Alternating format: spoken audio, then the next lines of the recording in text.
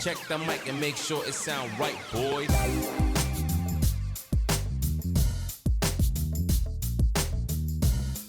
On this next episode of CityBlading Tutorial, we want to continue our conversation about power skating.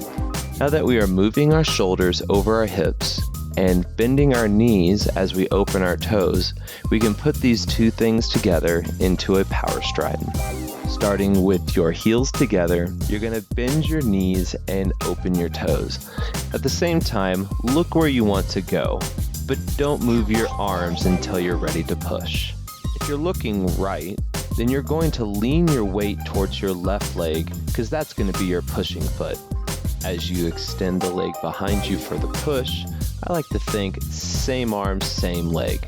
Same leg that pushes is the same arm that reaches out in front. Now your shoulders are facing your skating leg.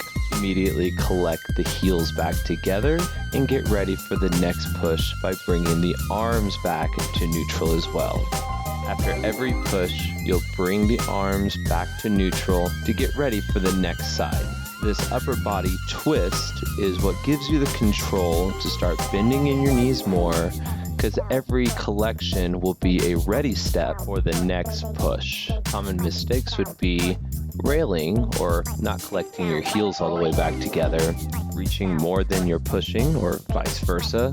You want to make sure that you reach for the same amount of push to check and control your stride. And lastly, keeping your body too centered. You want to center your weight over your pushing foot and lean from side to side. This alternating body lean is the key to our power stride.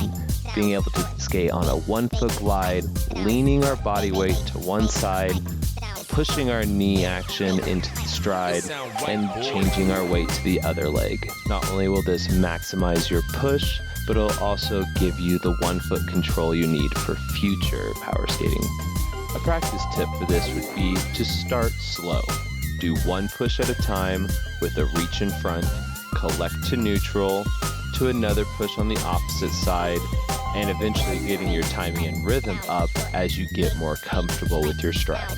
Thanks for tuning in. In the next lesson, we're going to do these same techniques backwards to get a more powerful backward stride. Be sure to like, subscribe, comment below, and stay active. Cheers. It sound right, boy.